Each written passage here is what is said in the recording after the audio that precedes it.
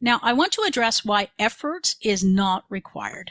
So your mind, and most of us here tend to be overthinkers, and we just really go back and go back and go back to a specific memory, and we try to figure it out. We try to understand why something happened to us. That is not necessary with Heart Metta. So it bypasses overthinking.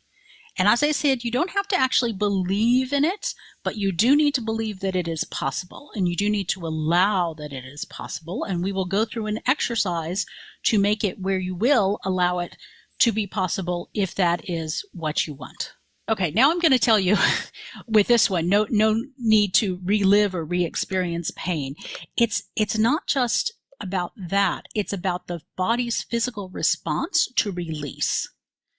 So when I did tapping, and tapping is emotional freedom technique, it works really, really well for many people.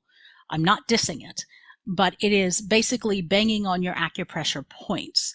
And my body was too sensitive to that, especially with fibromyalgia, and it put me in bed for like a week. It was just absolutely horrible. And my acupuncturist spent some time yelling at me and came over to assist me because I was so bad off at that point.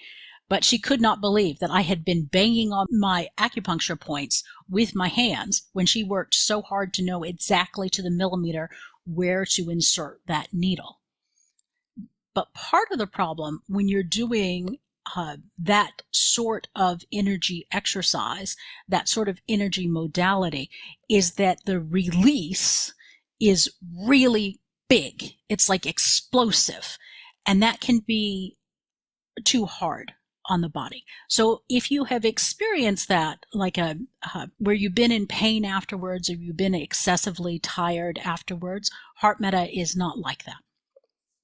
So your body knows what it needs to clear, and Heart Metta works with its understanding and knowledge. It also is telling your body that you trust it and that you believe in it and you are listening to it, which before it may not have believed that you were listening to it, because there were many, many times when you did not. I think a lot of us have been through that.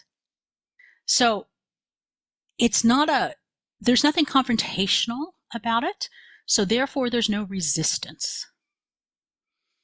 And when I give my own example, we'll be examining resistance and how that works and how that keeps us from healing. So Heart Metta allows for this release without struggle.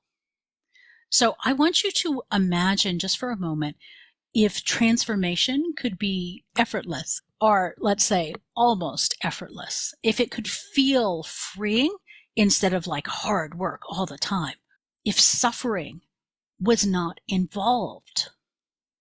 So what might that shift for you? What might you allow in terms of your own healing if it didn't require suffering?